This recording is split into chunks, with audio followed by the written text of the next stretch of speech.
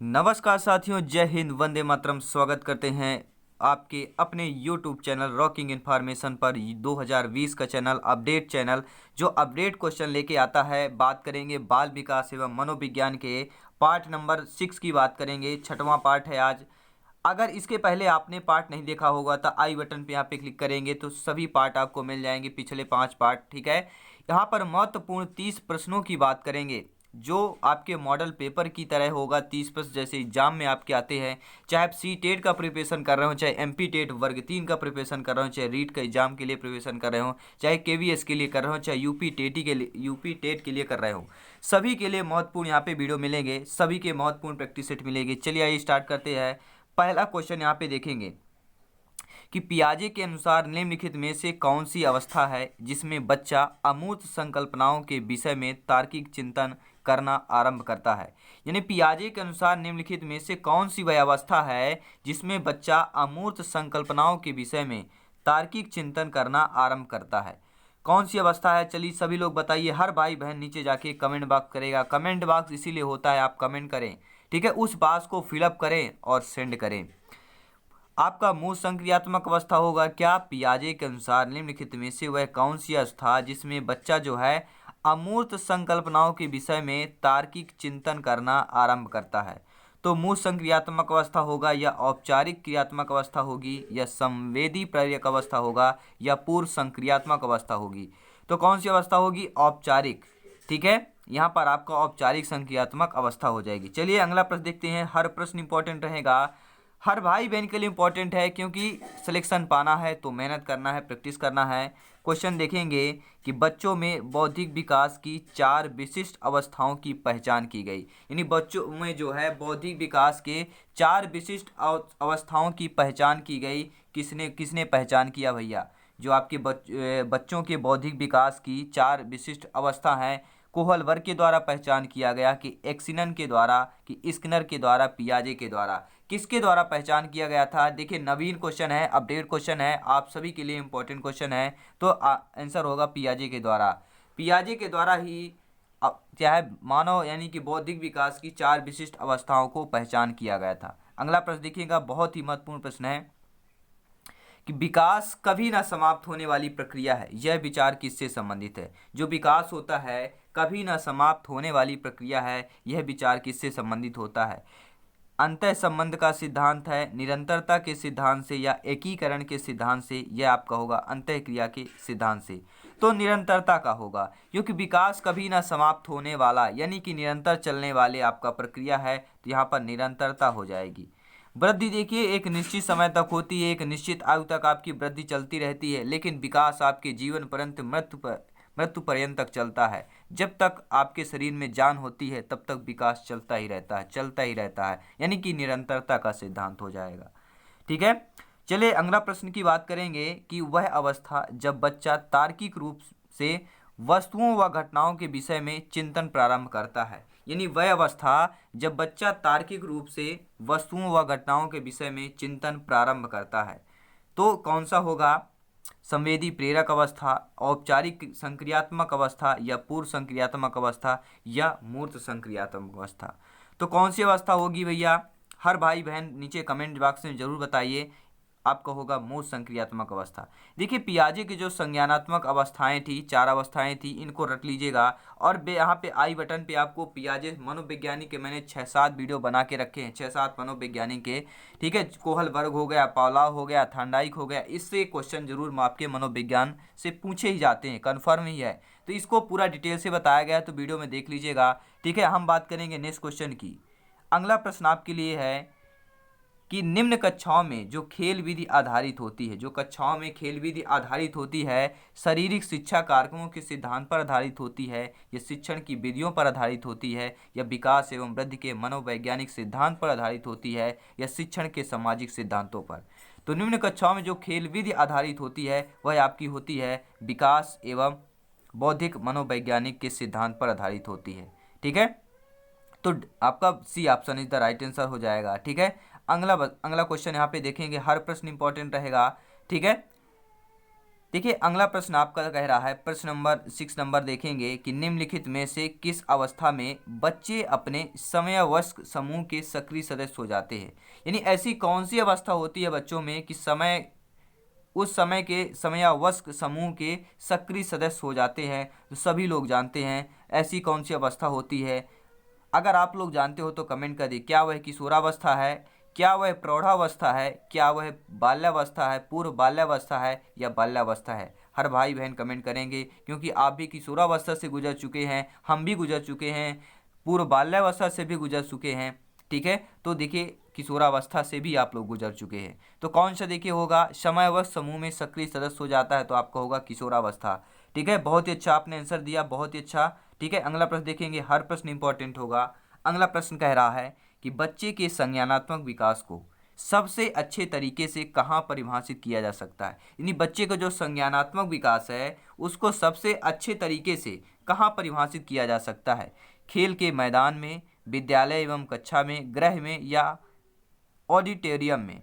तो किसमें, खेल के मैदान में या विद्यालय एवं कक्षा में। तो विद्यालय एवं कक्षा में प्रोदित किया जा सकता है। ठीक है, अगला प्रश्न देखेंगे, हर प्रश्न इंपॉर्टेंट रहेगा। इसके साथ साथ आपको ईवीएस के मिल जाएंगे, प्रैक्टिस सेट मैथमेटिक्स का मिल जाएगा। चाहे आपने लैंग्वेज फर्स्ट सेलेक्ट किया हो चाहे सेकंड सेलेक्ट किया हो, वो सभी के लिए आपके लिए प्रैक्टिस सेट मिल जाएंगे। क्वेश्चन देखेंगे कि निम्नलिखित में से कौन पियाजे के अनुसार बौद्धिक विकास का निर्धारक तत्व नहीं है। यानी कि पियाजे के अनुसार बौद्धिक विकास का निर्धारक तत्व आपका नहीं है। लेकिन कब हम बता पाएंगे कि निर्धारक तत्व नहीं है, जब हमें मालूम होगा कि निर्धारक तत्व होते कौन कौन से हैं। ठीक है, तो यहाँ पर देखेंगे अनुभव और संतुलीकरण आपका निर्धारित तत्व होता है पियाजे के अनुसार, लेकिन सामाजिक जो संचरण है वो आपका नहीं होता है। तो अकॉर्डिंग टू क्वेश्चन क्या हो जाएगा, पियाजे के अनुसार बौद्धिक विकास का निर्धारक तत्व नहीं है सामाजिक संचरण। ठीक है, अगला प्रश्न देखेंगे। देखिए ये प्रश्न बहुत ही इंपॉर्टेंट है, बहुत बार पूछा गया है, लगभग हर क्वेश्चन में, हर एग्जाम में 1 नंबर का जरूर आता है कि बालकों की सोच अमूर्तता की अपेक्षा मूर्त अनुभव एवं प्रत्ययों से होती है। यह अवस्था कौन सी होती है। यानी बालकों की जो सोच की अमूर्तता होती है, ठीक है, उसकी अपेक्षा मूर्त अनुभवी एवं प्रत्ययों से होती है। तो यह अवस्था आपकी कौन सी कहलाएगी, तो यह अवस्था कौन सी कहलाएगी, यह अवस्था आपकी 7 से 12 वर्ष तक कहलाती है। क्योंकि अमूर्तता, सोच क्या हो, अमूर्त होनी चाहिए, और अनुभव क्या है, मूर्त होना चाहिए। ठीक है, प्रत्ययों से होती है तो आपका 7 से 12 वर्ष तक होगा। ठीक है, अगला प्रश्न है, ये बहुत ही इंपॉर्टेंट प्रश्न है, इससे रिलेटेड आपको चाहिए। यहाँ पे मनोवैज्ञानिक का आई विल कार्ड में क्लिक करेंगे, मनोवैज्ञानिक का वीडियो प्लेलिस्ट मिलेगा, उसमें सारा डिटेल देख लीजिए। 5 नंबर आपके कन्फर्म हो जाएंगे, क्योंकि मनोवैज्ञानिक से 5 नंबर जरूर पूछे जा सकते हैं, पूछे ही जाते हैं, लगभग सभी के सिलेबस में होगा। अपडेट क्वेश्चन रहेंगे, नए सिलेबस के अकॉर्डिंग आपके सारे क्वेश्चन यहाँ पे हैं। कि संवेदी पेशी अवस्था होती है, बहुत इंपॉर्टेंट है, लगभग हर भाई बहन यहाँ पे अगर प्रैक्टिस कर रहे होंगे डेली तो लगभग 70% लोग जानते होंगे कि संवेदी पेशी अवस्था क्या होती है। जो आपका 0 से 2 वर्ष होती है वो आपका संवेदी पेशी अवस्था होती है। देखिए 4 मुख्यतः अवस्थाएं होती संवेदी। यहाँ पर देखिए संवेदी पेशी अवस्था में 0 से 2 वर्ष तक आपका संवेदी पेशी अवस्था होता है। पूर्व संक्रियात्मक अवस्था 2 से 7 वर्ष होती है, और मूर्त संक्रियात्मक अवस्था आप में 7 से 12 वर्ष से 7 से 11 वर्ष होती है। ठीक है, और 12 वर्ष से अधिक या 11 से 15 वर्ष तक आपकी औपचारिक संक्रियात्मक अवस्था होती है। ठीक है, तो 0 से 2 वर्ष संवेदी पेशी अवस्था आपकी कहलाती है, यह संवेदी गामक अवस्था बोल सकते हैं। ठीक है, ये आपका बहुत ही महत्वपूर्ण है और कई बार यह क्वेश्चन में आ सकता है। गामक अवस्था, पेशी अवस्था, दोनों में से कुछ भी पूछा जा सकता है। और कई बार यह पूछा गया कि पियाजे के संज्ञानात्मक विकास किससे संबंधित है, तो मानव की वृद्धि व विकास से संबंधित है। ठीक है, और आपके पियाजे ने कितनी अवस्थाएं दी, तो आपको बता देना है पियाजे के अनुसार 4 अवस्थाएं दी थी। ठीक है, और मूर्त जिसे पूछ लेता है, मूर्त संक्रियात्मक अवस्था की आयु पूछ लिया, तो आपको देखिए 711 वर्ष बताना, 7 से 12 नहीं। मूर्त संक्रियात्मक के 7 से 11 वर्ष होता है, जो कि तीसरी अवस्था होती है। और चौथी अवस्था होती है 11 से आपका कितने वर्ष तक होती है, 11 से 15 वर्ष तक चौथी अवस्था होती है। ठीक है, और सीखने का अर्थ ज्ञान निर्माण करना है, यह किसने कहा है, तो आपके पियाजे ने कहा है कि सीखने का अर्थ जो है ज्ञान का निर्माण करना है। अगला प्रश्न देखेंगे, प्रश्न यहाँ पर देखिए कि एक 13 वर्षीय बालक बात बात पर अपने बड़ों से झगड़ा करने लगता है और हमेशा स्वयं को सही साबित करने की कोशिश करता है, तो विकास की कौन सी अवस्था होगी। देखिए सिंपल सी बात है, 13 वर्षीय बालक है, ठीक है, तो बाल्यावस्था में तो नहीं होगा, ठीक है, किशोरावस्था में तो हो ही नहीं सकता। बात बात पर अपने से लड़ना, झगड़ना, क्रोध करना, ठीक है, ये कौन सी अवस्था में होती है, तो सभी लोग जानते हैं किशोरावस्था में होती है, ठीक है। अगला प्रश्न देखेंगे, बहुत ही महत्वपूर्ण प्रश्न है ये कि निम्न में से क्या बच्चों के सृजनात्मकता के विकास में सहायक नहीं है। देखिए जो अभी तक क्वेश्चन बनते थे हाँ में बनते थे, लेकिन अपडेट क्वेश्चन नया पैटर्न अब क्या आने लगे हैं, क्वेश्चन नहीं में ज़्यादातर आने लगे हैं, ठीक है। क्वेश्चन वही है लेकिन हाँ नहीं में कन्फ्यूजन कर दिया गया है। तो यहाँ पर बताना है आपको कि निम्न में से बच्चों की सृजनात्मकता विकास में सहायक नहीं है, तो इसके लिए मालूम होना चाहिए क्या। देखिए खेल तो है, भाषण और कहानियाँ लेखन है, लेकिन जो निर्माण संबंधी क्रियाएं होती हैं वह सृजनात्मकता के विकास में सहायक नहीं होती है। अगला प्रश्न देखेंगे कि खिलौना की आयु कहा जाता है, जो खिलौनों की आयु कब होती है बच्चों की, पूर्व बाल्यावस्था में होती है कि उत्तर बाल्यावस्था में कि शैशवावस्था में, यह आपका ये सभी में होगा। तो खिलौनों की आयु कहा जाता है पूर्व बाल्यावस्था में। पूर्व बाल्यावस्था का समय कब होता है, किशोरावस्था से लेके, देखिए जो बाल्यावस्था होता है आपके 5 से लेके 12 वर्ष तक का आपका बाल्यावस्था होता है, ठीक है। लेकिन 5 से जो लेके आपका 8 वर्ष तक होता है पूर्व बाल्यावस्था होता है, ठीक है। और उत्तर बाल्यावस्था आपका 8 से 12 वर्ष तक होता है, ठीक। तो पूर्व बाल्यावस्था जो होता है खिलौने की आयु कहा जाता है, यानी 5 से 8 वर्ष तक के बच्चों के लिए, ठीक है। अगला प्रश्न देखेंगे कि निम्न में से कौन सी पूर्व बाल्यावस्था की विशेषता नहीं है, यानी कि इसमें आपको बताना है कि बाल्यावस्था की विशेषता नहीं है, कौन सी नहीं है। चलिए ऑप्शन पढ़ते हैं। देखिए ऑप्शन दिया गया है कि दल या समूह में रहने की अवस्था, अनुकरण करने की अवस्था, अगला है खेलने की अवस्था। तो देखिए खेलने की अवस्था जो होती है बाल्यावस्था की विशेषता नहीं होती है, ठीक है, क्योंकि वह खिलौने से खेलता है। खिलौना से खेलना एक खेलना नहीं होता है। खेलने की अवस्था कौन सी होती है, देखिए मैं बता देता हूँ। बाल्यावस्था में दल समूह में रहने की अवस्था होती है, अनुकरण करने की अवस्था होती है, प्रश्न करने की अवस्था होती है, ठीक है। लेकिन पूर्व बाल्यावस्था में खेलने की अवस्था जो नहीं होती है, ठीक है। खिलौने से खेलने की अवस्था होती है, लेकिन खेलने की अवस्था आपकी उत्तर बाल्यावस्था या किशोरावस्था में होती है, ठीक है। अगला प्रश्न है कि उत्तर बाल्यावस्था में बालक भौतिक वस्तुओं के विकास किस आवश्यक तत्व में परिवर्तन समझने लगता है, यानी जब बालक 8-10 साल के ऊपर हो जाता है, ठीक है, 12 वर्ष से कम होता है, तो भौतिक वस्तुओं में किस अवस्था में, किस आवश्यक तत्व में जो परिवर्तन समझने लगता है, यानी जो भौतिक वस्तुएं हमारे आसपास के सभी भौतिक वस्तुएं हैं उनको आवश्यक तत्व परिवर्तन क्या समझने लगता है।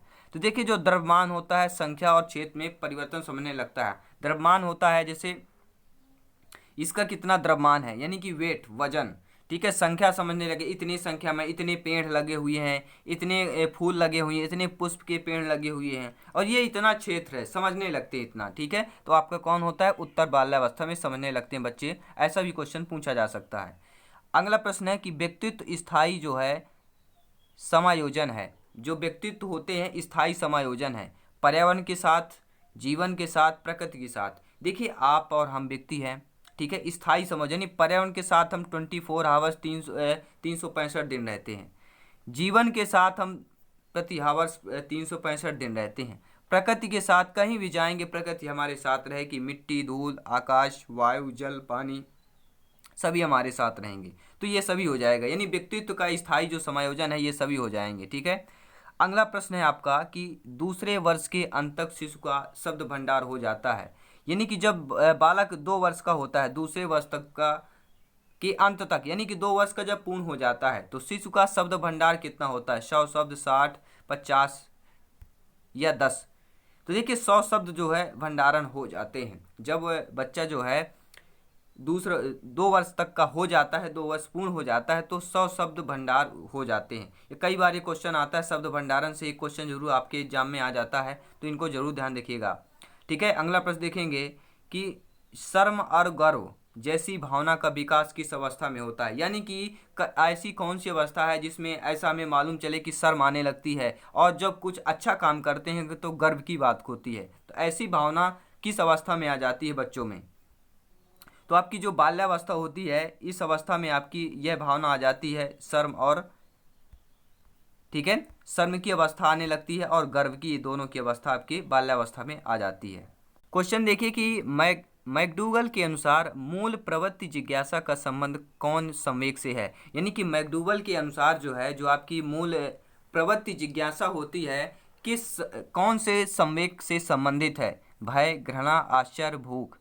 तो देखिए जो मैकडूगल के अनुसार है मूल प्रवृत्ति जिज्ञासा, मूल प्रवृत्ति मतलब किससे संबंधित है, कौन से आश्चर्य संवेग से है। जो मूल प्रवृत्ति जिज्ञासा होती है वह आपकी कौन से संवेग से संबंध रखता है, आश्चर्य के संवेग से संबंध रखता है।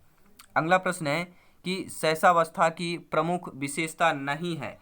सहसावस्था की प्रमुख विशेषता नहीं है, यानी कि सहसावस्था की जो विशेषताएं हैं कौन कौन सी हैं, ये मालूम होना बहुत जरूरी है। ठीक है, देखिए सीखने की प्रक्रिया में तीव्रता, ये सहसावस्था की मुख्य विशेषता है। जिज्ञासा की प्रवृत्ति आपकी सहसावस्था की मुख्य विशेषता है, लेकिन चिंतन की जो प्रक्रिया है ये आपकी विशेषता, मुख्य विशेषता नहीं है। ठीक है, अनुकरण द्वारा सीखने की प्रक्रिया आपकी है, लेकिन सहसावस्था की बात की गई है तो इसमें चिंतन की प्रक्रिया नहीं होती। ये उत्तर बाल अवस्था या किशोरावस्था में चिंतन की प्रक्रिया होती है। ठीक है, लेकिन यहाँ पर क्वेश्चन में सहसावस्था की मुख्य विशेषता नहीं है तो चिंतन की प्रक्रिया आपकी नहीं होगी। अगला प्रश्न देखेंगे, हर प्रश्न इंपॉर्टेंट रहेगा, अपडेट क्वेश्चन मिलेंगे। ठीक है, अगला प्रश्न है कि जब एक विद्यार्थी असफल होता है तो समझा जाता है। अगर विद्यार्थी असफल हो जाएगा तो क्या समझा जाएगा, पद्धति स्पेशल समझा जाएगा, शिक्षक असफल होगा। यानी विद्यार्थी असफल हो गए तो क्या शिक्षक असफल यहाँ पे समझा जाएगा, या पाठ्य पुस्तकें अब असफल समझी जाएंगी, या आपकी यह व्यक्तित्व असफलता है, यानी कि व्यक्ति को उसके पूर्व कर दिया कि ये व्यक्ति ही असफल रहे। ठीक है, तो देखिए जब एक विद्यार्थी असफल होता है तो उसे समझा जाता है यह व्यक्तिगत असफलता है, यानी यह स्वयं की असफलता है। ठीक है, ना उससे शिक्षक का दोष है, ना पद्धति का दोष है, ना पाठ्य पुस्तकों का दोष है। ठीक है, विद्यार्थी असफल हो रहा है तो वह विद्यार्थी की व्यक्तिगत असफलता का कारण है। ठीक है, अगला प्रश्न है, किसी विद्यार्थी, यानी कि किसी विद्यार्थी कह सकते हैं कि महत्वपूर्ण विशेषता है। ठीक है, किसी विद्यार्थी यानी कि कोई विद्यार्थी कह सकता है कि सबसे महत्वपूर्ण विशेषता है, तो कौन सी हो जाएगा। देखिए यहाँ पे आज्ञाकारिता का, देखिए जब कोई विद्यार्थी है तो उसको क्या कह सकते हैं कि महत्वपूर्ण विशेषता है कि आज्ञाकारिता होना चाहिए, यानी कि विद्यार्थी अगर आज्ञाकारी है तो सबसे महत्वपूर्ण विशेषता है उसकी। ठीक है, आज्ञाकारिता की। अगला प्रश्न देखेंगे, देखिए हर प्रश्न इंपॉर्टेंट है, हर भाई बहन सिलेक्शन पाएंगे, केवल आपको प्रैक्टिस सेट एंड अटेंड करना है। क्योंकि जब तक सफलता का मूल मंत्र है, मैं हमेशा पर वीडियो में बताता हूँ, प्रत्येक वीडियो में बताता हूँ कि सफलता का मूल मंत्र है अभ्यास करना, प्रैक्टिस करना, तत्परता से तैयार करना। तो आपके लिए वीडियो आते रहेंगे। प्रैक्टिस सेट प्ले लिस्ट में जाइए, यहाँ पर आपको प्ले लिस्ट में मिल जाएगा या इंड स्क्रीन में मिल जाएगा। चाहे मैथ्स की बात हो, मैथ्स में प्रॉब्लम आ रही हो तो आप प्ले लिस्ट देख सकते हैं, प्रैक्टिस कर सकते हैं।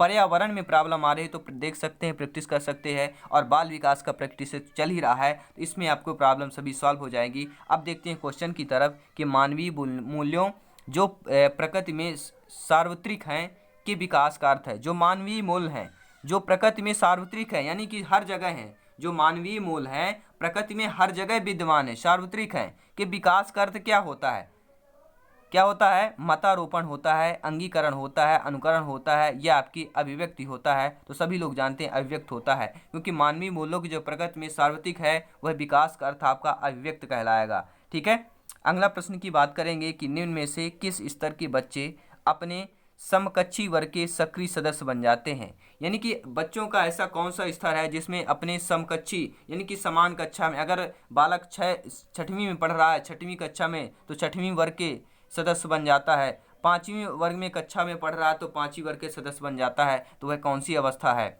कौन सी स्तर का बच्चा है, किशोरावस्था, वयस्क अवस्था, प्राक बाल्यावस्था, या आपका बाल्यावस्था हो जाएगा। तो सभी लोग जानते हैं किशोरावस्था में होता है, वह अपने समकक्षी वर्ग के सक्रिय सदस्य बन जाता है। ठीक है, अगला प्रश्न की बात करेंगे। नेक्स्ट प्रश्न है, बहुत ही महत्वपूर्ण है, वीवीआईपी क्वेश्चन है, बहुत बार पूछा गया है कि विकास शुरू होता है, जो विकास शुरू होता है, जो जीवन पर्यंत तक चलता है, मृत्योपरांत तक चलता है, तो वह विकास कब शुरू होता है। उत्तर बाल्यावस्था से, प्रसव पूर्ण अवस्था से, शैशवावस्था से, या पूर्व बाल्यावस्था से। तो नीचे देखिए कमेंट बॉक्स खुला है, ओपन करिए, वहाँ पे कमेंट करने के लिए कमेंट बॉक्स होता है, इसीलिए यूट्यूब ने यहाँ पे कमेंट बॉक्स किया है कि आप लोग कमेंट करके इसका आंसर बताएं। जो किसी भी टॉपिक में आपको प्रॉब्लम आ रही हो तो कमेंट करके ज़रूर हमें सजेशन दें, सजेस्ट करें, तो हम उससे रिलेटेड आपके लिए वीडियो लाएंगे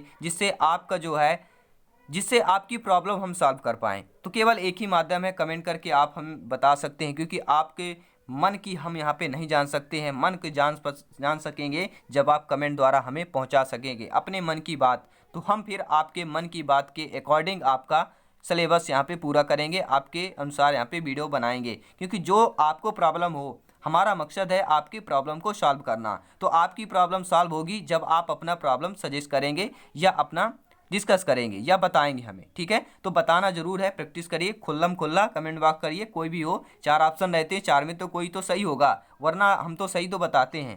तो विकास शुरू होता आपके प्रसवपूर्ण अवस्था से। प्रसवपूर्ण अवस्था सभी लोग जानते हैं, ठीक है, यानी कि गर्भ से शुरू हो जाता है, विकास की प्रक्रिया बच्चे के गर्भ से ही शुरू हो जाता है, ठीक है।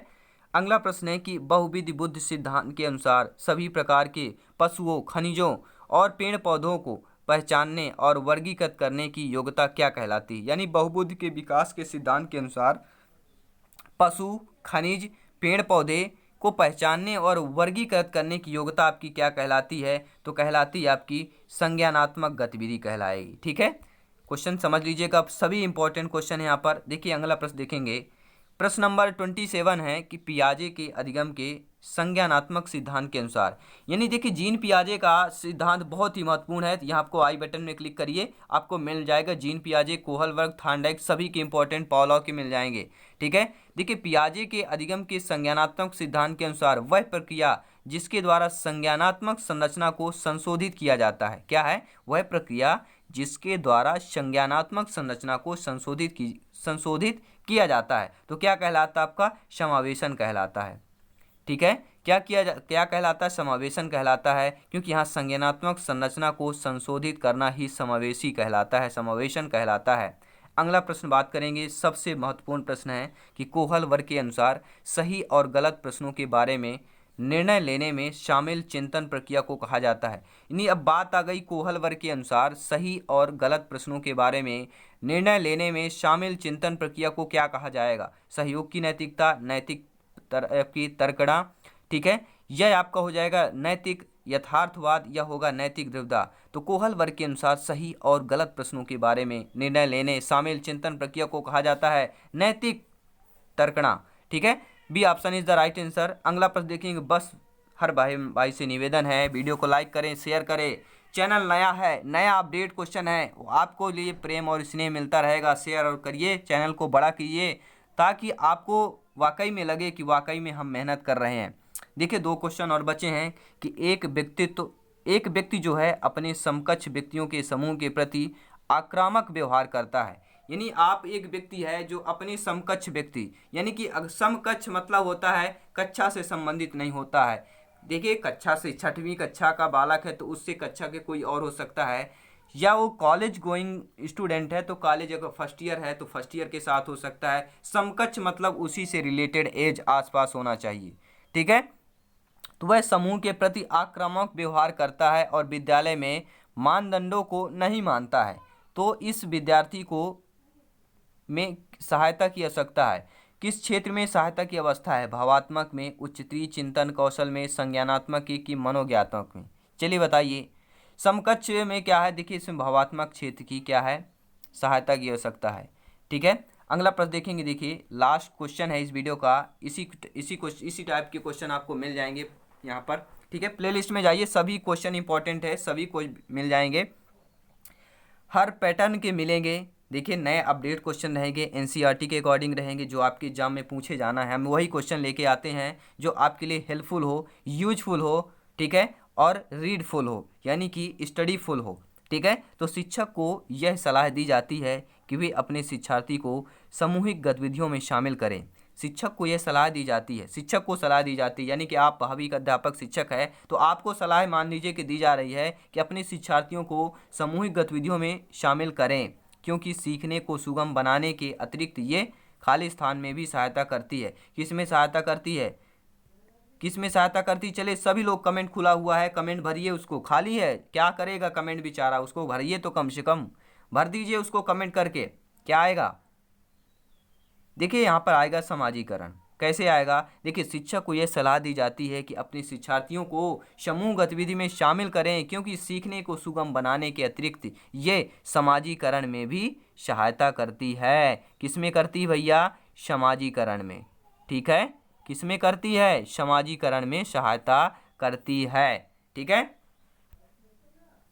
चलिए तो ये टॉप 30 क्वेश्चन आपके कैसे लगे, और इसी तरह वीडियो को देखने के लिए, इसी तरह वीडियो और भी आने के लिए, ठीक है, और भी गोल्डन वीडियो आएंगे, और भी अच्छे अच्छे आएंगे। जैसे जैसे एग्जाम नज़दीक आएगा ना, वैसे वैसे वीडियो और अच्छे आने लगेंगे और छट के आने लगेंगे। यानी कि जो 80% क्वेश्चन आएंगे आपके एग्जाम में, ऐसे वीडियो ऐसे क्वेश्चन आने लगेंगे। ठीक है, तो प्रैक्टिस करे रहें, और बस जय हिंद वंदे मातरम कहते रहिए कमेंट द्वारा। ठीक है, चलिए मिलते हैं नेक्स्ट वीडियो पे। जय हिंद वंदे मातरम। सभी मित्रों, सभी भाइयों बहनों को एक बार जय हिंद जय भारत। मिलते हैं नेक्स्ट वीडियो पे। धन्यवाद सभी को।